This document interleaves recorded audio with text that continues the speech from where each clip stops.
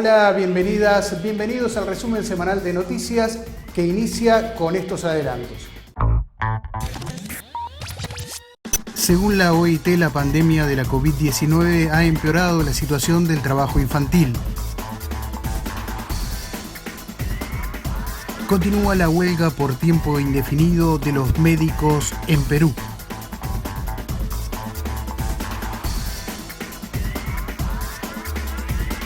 Manifestantes de organizaciones sociales, sindicatos y distintos partidos políticos pidieron la destitución del presidente de Brasil, Jair Bolsonaro. En el marco del Foro Social Mundial 2021 se realizó el taller Los sindicatos como actores de la paz en América Latina.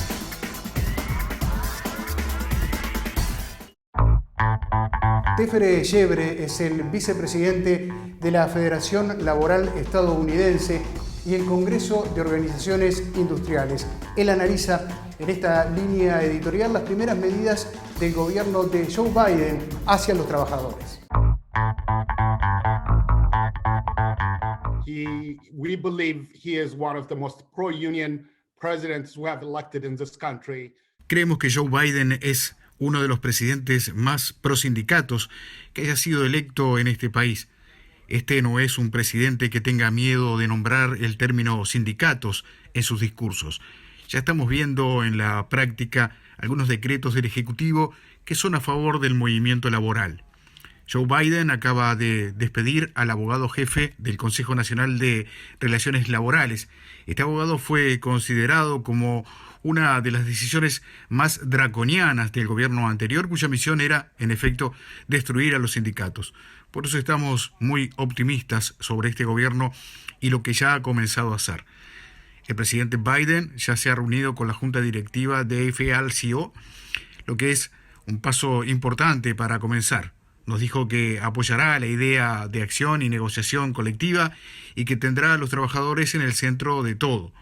La persona que designó a su oficina como representante de la industria y el comercio es una persona que comprende y está al lado de la causa de los trabajadores.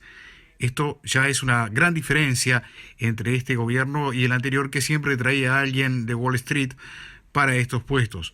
Es realmente reconfortante ver que está nombrando defensores de los trabajadores para luchar por los trabajadores. Estamos muy entusiasmados. Es demasiado pronto para decir, porque sabemos cómo es la política en todas partes, no solo en Estados Unidos. Nuestros movimientos sindicales lucharon arduamente para que Joe Biden y Kamala Harris fueran elegidos y de esta forma garantizar que se cumpla la agenda de crecimiento de nuestro movimiento laboral. El pasado 23 de enero se cumplió un año del cierre total de la ciudad de Wuhan, donde comenzó la pandemia. Vamos a ver en este informe cómo se está viviendo ahora. Wuhan, la gran urbe china que de la noche a la mañana se vio por sorpresa aislada y confinada tras ser la primera en sufrir el coronavirus, trata hoy todavía de recuperar su vida con mucha precaución. A las 10 de la mañana del 23 de enero de 2020, esta ciudad de 11 millones de habitantes despertó totalmente clausurada, con sus accesos cerrados, las calles desiertas y la gente metida en sus casas, en medio del pavor por una enfermedad de la que se sabía bien poco. En los primeros momentos del inédito aislamiento, algunos todavía pudieron salir a comprar comida en las pocas tiendas que permanecieron abiertas, pero al poco estas también cerraron y nadie salió de sus casas durante 4 semanas. Llegaron los días más terribles, los enfermos se multiplicaban y los hospitales, sin medios ni personal suficiente para luchar contra un virus casi desconocido entonces, no daban abasto para atender a todos los ciudadanos que mostraban síntomas. Muchos eran devueltos a casa sin un diagnóstico claro y algunos murieron allí sin saber siquiera de qué, o sufrieron solos y en silencio la enfermedad, sin apenas información sobre su alcance o sus eventuales secuelas. El miedo a lo desconocido y la falta de comida fueron la mayor preocupación de los wuhaneses esas primeras semanas. Sin embargo, en poco más de 7 días, China construyó el hospital de campaña de Huashongshan, uno de los 2 que levantó en tiempo récord en la ciudad, con módulos prefabricados para paliar la falta de camas hospitalarias. Ahora la mayoría de la gente no quiere hablar de cómo fue esa experiencia hace un año, y la que sí lo hace pasa enseguida por encima de los recuerdos para destacar lo bien que está ahora la ciudad, que la gran mayoría considera la más segura del mundo.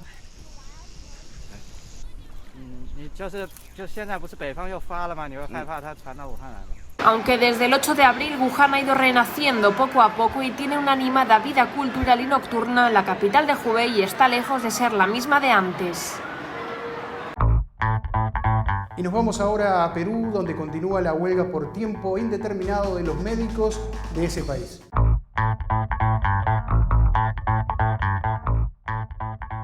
Los sindicatos médicos de Perú cumplieron su 7º día de huelga nacional indefinida con piquetes frente a las oficinas del gobierno mientras crece la segunda ola de la pandemia que ya ha vuelto a desbordar la capacidad de las unidades de cuidados intensivos. Pese a que este paro nacional no afecta la atención de los casos de COVID-19 ni a las emergencias y otros servicios esenciales como los tratamientos de cáncer y tuberculosis, la protesta de los médicos se ha vuelto casi diaria en las calles de Lima. Los servicios que han dejado de atender los médicos que acatan la huelga son las consultas externas y algunas cirugías selectivas que no revisten gravedad para el paciente. La Federación Médica Peruana volvió a protestar frente al Ministerio de Economía y Finanzas para exigir que el Estado invierta un 6% del Producto Interno Bruto en salud, pues el porcentaje actual se sitúa en apenas 2,5%. También exigieron ascensos automáticos en la línea de carrera y un pago puntual de los médicos que están contratados temporalmente y de los bonos por atención de casos de COVID-19 y de horas extras, así como la distribución suficiente de equipos de protección personal para evitar contagiarse del coronavirus. Por su parte, el Sindicato Nacional Médico del Seguro Social del Perú se concentró frente al Ministerio de Trabajo y Promoción del Empleo, del que depende el Seguro Social de Salud, que atiende a los trabajadores que cotizan a la sanidad pública peruana. La protesta se inició después de la inauguración de la Asamblea General del Sindicato, a la que acudieron más de 130 delegados de las distintas regiones del país, quienes aprobaron el pliego de reclamos con la principal demanda centrada en la salida de la presidenta ejecutiva de E-Salud, la exministra Fiorella Molinelli. La Organización Mundial de la Salud mira con optimismo el retorno de Estados Unidos a esa organización y también lo que está ocurriendo con la vacuna estadounidense de Pfizer. La marcha atrás de Estados Unidos en sus planes de abandonar la Organización Mundial de la Salud y la entrada de Pfizer-BioNTech en el programa de reparto global de vacunas insuflaron este viernes optimismo a la agencia con sede en Ginebra. Esto pese a que la pandemia sigue en niveles muy altos de contagios y de muertes. We need every member state, every partner. El director general de la OMS, Tedros Adhanom, dijo que la luz al final del túnel es hoy más brillante tras elogiar las decisiones tomadas por la nueva administración de Joe Biden en Estados Unidos y anunciar además el acuerdo con Pfizer para distribuir 40 millones de dosis en países en desarrollo. Subrayó que el acuerdo facilitará la promesa de distribuir 2.000 millones de dosis de vacunas a la quinta parte de la población mundial antes de final de año. Añadió que además se ha firmado un acuerdo con AstraZeneca para que esta firma entregue a la plataforma de la OMS 150 millones de dosis de su vacuna en el primer trimestre de 2021. La OMS registró 610.000 nuevos casos de COVID-19 en la última jornada, que elevan el total global a 96 millones, mientras que las personas que han recibido al menos una dosis de vacuna ascienden a casi 60 millones, según las cifras de las redes sanitarias nacionales. La Organización Internacional del Trabajo advierte sobre el impacto que está teniendo la pandemia en el trabajo infantil. A pesar de que el 2021 acaba de ser nombrado como Año Internacional para la Erradicación del Trabajo Infantil, unos 152 millones de niños trabajan hoy en el mundo, situación que se ha agravado con la llegada de la pandemia de la COVID-19, el incremento de la pobreza, el cierre de las escuelas y las medidas de restricción que han hecho a muchos menores comenzar a trabajar para contribuir con los gastos familiares. Así lo consideró el director general de la Organización Internacional del Trabajo, Guy Ryder, en un encuentro virtual con líderes de todo el mundo, y agregó que esta situación revierte considerablemente los avances que se habían tenido en la lucha contra este flagelo, pues a inicios de este siglo 100 millones de niños dejaron de trabajar. Las diversas situaciones de conflicto y la fragilidad existente en el mundo con la pandemia acrecentaron el problema. La protección social es fundamental en épocas de crisis, puesto que permite brindar asistencia a los más vulnerables, tener en cuenta los problemas asociados al trabajo infantil en el marco de políticas de mayor alcance sobre educación, protección social, justicia, mercados de trabajo y derechos humanos y laborales a escala internacional, supone una diferencia fundamental, alertó Ryder. Miles de haitianos y haitianas vienen reclamando desde hace ya tiempo la renuncia inmediata del presidente de ese país, Jovenel Moïse. Vamos a un informe exclusivo para CSA TV. L'ambiance est surréaliste. Des policiers et des manifestants s'affrontent. Ces militants sont en colère après que les forces de l'ordre eurent fait usage de gaz lacrymogène pour disperser cette manifestation pacifique. Seulement les leaders de l'opposition atteignent les parages de l'ambassade américaine à Port-au-Prince. Cette fin de parcours symbolique vise à interpeller Washington pour lui demander de ne plus supporter Jovenel Moïse, dont la fin de mandat constitutionnel arrive à terme le 7 février 2021 prochain. Nous te voulons pour nous dire Biden, il a une responsabilité pour rompre avec toute histoire. Il a une responsabilité pour soutenir la démocratie en deux pays. Ça veut dire projet pour PHC qui a le pouvoir à craser. Ça veut dire article 134 de Constitution à respecter. La fin de mandat du président haïtien domine l'actualité en Haïti depuis plusieurs mois. Impliqué dans des stratagèmes de corruption et épinglé dans plusieurs rapports du tribunal administratif du pays, Jovenel Moïse est appelé à quitter le pouvoir pour une bonne partie de la société civile qui s'appuie sur l'article 134-2 de la Constitution haïtienne. Le peuple a une bataille pour respecter la Constitution. Dans tout quartier populaire, nous demandons de la population lever pour nous chasser ça. Pour forcer le chef de l'État haïtien à respecter cette échéance, l'opposition politique publie son calendrier de manifestations pacifiques. Chômage, misère, corruption, insécurité, notamment des cas réguliers d'enlèvement contre rançon, Haïti connaît des jours de plus en plus sombres.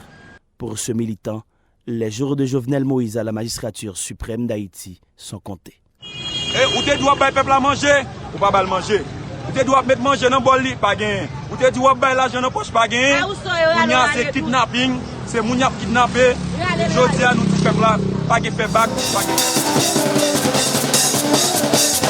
Depuis un an, Haïti bascule dans un leadership par décret exercé par le pouvoir exécutif. Jovenel Moïse, qui n'a pas pu réaliser des élections pour renouveler le pouvoir législatif, a constaté le dysfonctionnement du Parlement et forcé le départ de 2/3 du Sénat. Près d'une trentaine de décrets pendant 2020, dont l'importante création d'un conseil électoral provisoire contesté par la société civile. Jeudi, lors d'une cérémonie de remise de bourse, Jovenel Moïse réitère sa volonté de garder le pouvoir jusqu'en 2022 et de mater les manifestations des rues. De grands projets préoccupent le régime au pouvoir, un référendum autour d'une nouvelle constitution et des élections en 2021, tous deux rejetés par plusieurs secteurs de la société.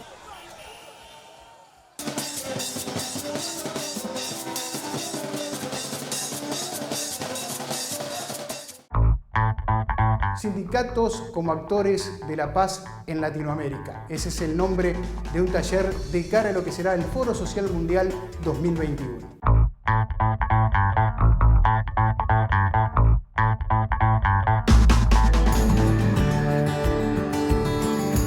Participaron del taller Cícero Pereira da Silva, secretario de Políticas Sociales de la CSA, Diógenes Orjuela, presidente de la CUT de Colombia, Hugo Yasky, secretario general de la CTA de las y los Trabajadores, Tamara Muñoz, vicepresidenta encargada de Relaciones Internacionales de la CUT Chile, y Rafael Lamas, director de Asuntos Internacionales e Europeos de la FGTB. Los participantes presentaron un panorama latinoamericano y europeo sobre golpes de Estado y denunciaron violaciones de derechos humanos y a la integridad personal de líderes sindicales, así como persecuciones jurídicas y mediáticas y ataques a los derechos de manifestación. El Foro Mundial Social debate sobre el otro mundo que queremos y dirá no al mundo de Davos, neoliberal, generador de profundas crisis y perjudicial para la gran mayoría de la humanidad. Hay alternativas y liderazgo social y político de alcance mundial. Organizaciones sociales, sindicatos, representantes de distintos partidos políticos están pidiendo la renuncia inmediata del presidente de Brasil, Jair Bolsonaro, por el manejo de la pandemia.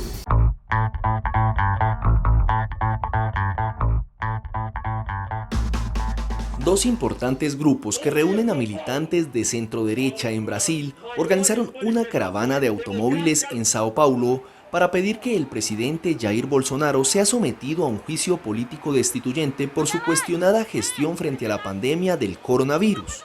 La protesta de los grupos de derecha se produce un día después de que partidarios de izquierda, sindicatos y movimientos sociales organizaran extensas caravanas en al menos 50 ciudades de Brasil, igualmente para pedirle al Congreso que inicie un juicio con fines de destitución al líder ultraderechista.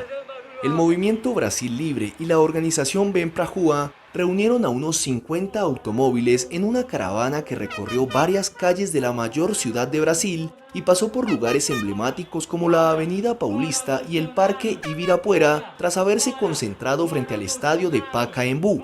Estos dos movimientos fueron los mismos que lideraron hace 5 años las multitudinarias protestas en las calles para exigir la destitución de la entonces presidenta Dilma Rousseff, a la que el Congreso despojó del mandato en 2016 y que apoyaron la elección de Bolsonaro en 2018. A diferencia de las manifestaciones del sábado, en las que se destacaron las banderas rojas, en la protesta de este domingo dominaron las de Brasil, con las que marchan los seguidores de Bolsonaro. La Confederación Sindical de las Américas rechaza en forma terminante amenazas que están recibiendo sindicalistas en Colombia.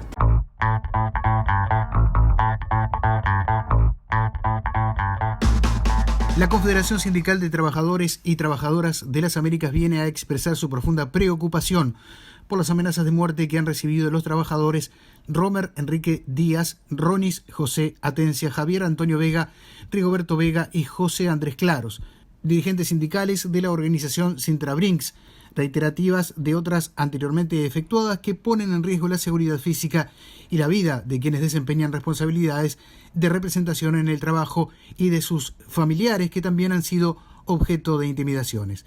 Manifestamos, dice la misiva, nuestro más radical rechazo a la violencia en todas sus formas como método de represión de las legítimas acciones implementadas por las organizaciones sindicales en defensa y promoción de los derechos de las personas que trabajan y contribuyen así a la producción y el bienestar de la sociedad toda. En otro párrafo de la misiva se señala la gravedad de la situación denunciada y la constatación que de hechos similares ha hecho la Organización Internacional del Trabajo impone que las autoridades adopten urgentes medidas de protección de la vida y seguridad de los dirigentes sindicales indicados, así como de todos quienes deberían gozar de absoluta libertad para el desarrollo de las actividades gremiales, según reconocen normas básicas de derechos humanos en su dimensión civil, política, social y económica. En Chile, familiares de presos en marchas están pidiendo el indulto del presidente de ese país.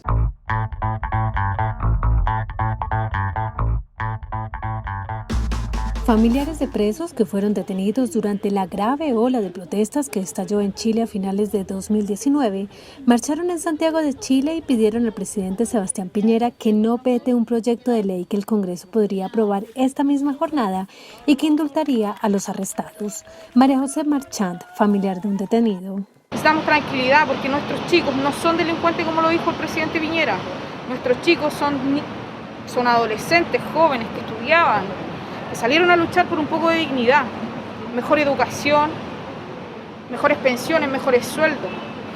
Un grupo de parlamentarios opositores de izquierda y centroizquierda presentaron en diciembre un proyecto de ley de amnistía para los detenidos durante las protestas que se discute hoy en el Congreso y al que se opone frontalmente el gobierno, además de organizaciones como Human Rights Watch y el Consejo de Fiscales de Chile.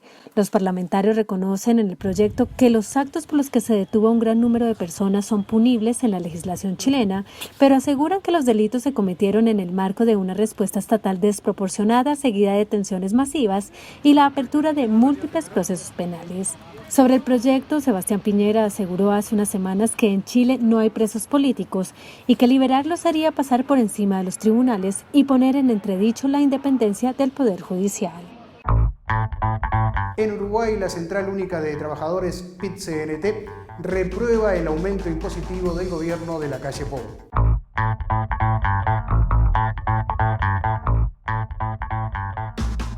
La Central de Trabajadores lo calificó como una nueva agresión a los salarios. El PIT-CNT emitió una declaración ante el cambio en el ajuste anual del valor de la base de prestaciones y contribuciones, BPC. Según la Central Obrera, el gobierno resolvió aumentar la recaudación del Estado, cargando una vez más contra el poder adquisitivo de los trabajadores y trabajadoras. El mecanismo utilizado fue un tecnicismo que implica un aumento del valor de la BPC, lo que establece las franjas de cálculo para el impuesto a la renta de las personas físicas por debajo de la inflación. El cambio supone un nuevo golpe al poder adquisitivo, un aumento indirecto de los impuestos y una mayor cantidad de trabajadores asalariados pagarán IRPF, señala la central. El comercio exterior en América Latina ha tenido su peor desempeño desde la gran recesión. Con esta y otras noticias abrimos el siguiente compacto informativo.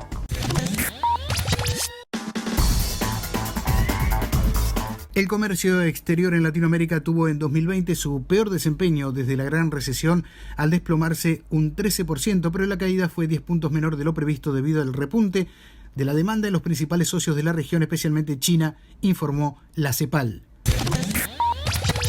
La Central Única de Trabajadores de Brasil y el Foro de Centros Sindicales, que en conjunto representan 2/3 de los trabajadores brasileños, acaban de firmar un histórico acuerdo con el gobierno venezolano para ampliar el suministro de oxígeno al hospital de Manaus.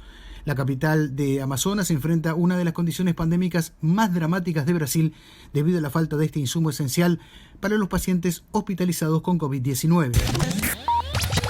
Sindicatos franceses como la Confederación General del Trabajo, CGT, participaron esta semana en una marcha en París para protestar contra los despidos en el grupo turístico Travel Union International, que planea recortar hasta 601 de los 900 puestos de trabajo en su sucursal francesa.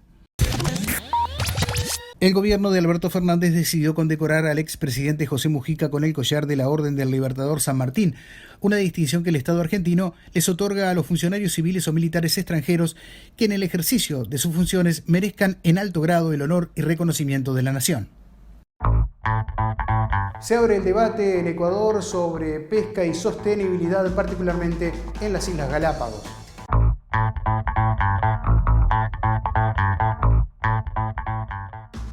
La tercera cumbre anual de pesca que arranca en las Islas Galápagos es el marco del debate sobre cómo mantener una actividad artesanal como la pesca en uno de los ecosistemas marinos más protegidos y reconocidos del mundo y hacerlo de manera sostenible.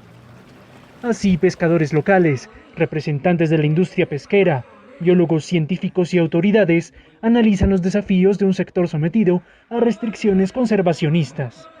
El ministro presidente del Consejo de Gobierno de Galápagos, Norman Gray, es defensor de que el estatus de la Reserva Marina de Galápagos como área protegida no debería cambiar.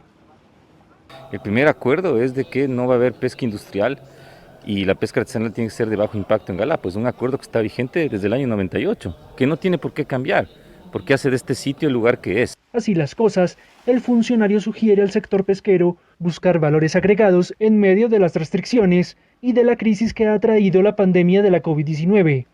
En contraste, Gabriela Cruz, presidenta de la Federación Nacional de Cooperativas Pesqueras del Ecuador, lamenta que desde hace 13 años los pescadores locales no pueden trabajar más allá de las 40 millas de las islas, según ella, con las artes de pesca adecuadas. A su vez, expresa su preocupación porque se está proponiendo ampliar ese límite. De allí propone un consenso entre las partes involucradas que les permita seguir realizando su labor. Para hablar de la pesca sostenible, porque todos vivimos de una pesca sostenible en proteger la ballena, proteger el tiburón, las tortugas, los lobos marinos, los pájaros. Es importante, pero no puede estar por encima del ser humano y el trabajo. La Reserva Marina de Galápagos está ubicada a 1.000 kilómetros de la zona continental del Ecuador y abarca unos 133.000 kilómetros cuadrados, equivalentes a la mitad de la superficie terrestre del país. Fue reconocida en 2001 como Patrimonio Natural de la Humanidad por la UNESCO. Esto ha sido todo por hoy. Soy José Sena desde la sede continental de la CSA en Montevideo, Uruguay. Gracias por acompañarnos.